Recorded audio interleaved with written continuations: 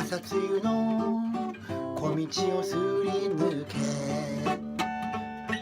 大きな栗の木の木陰にたたずむ。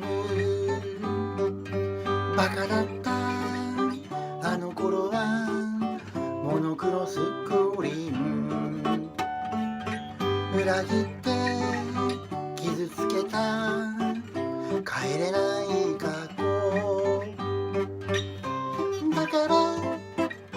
だから苦しみが止まらない。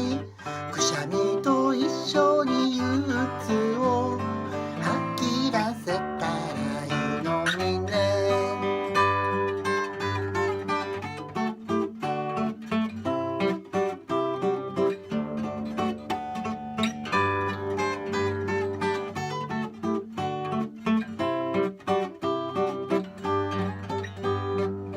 大々な夕焼けと伸びる影帽子、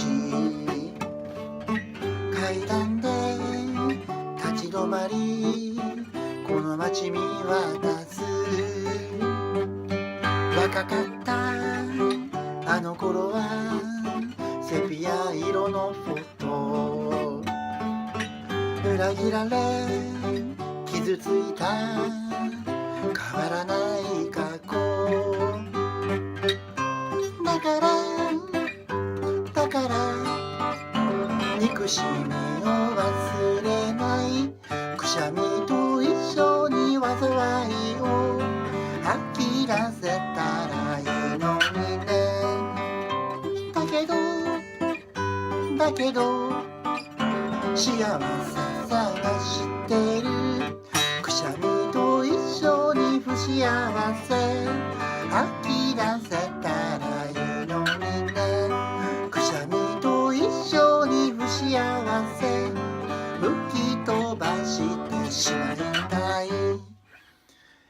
あくびと一緒に幸せ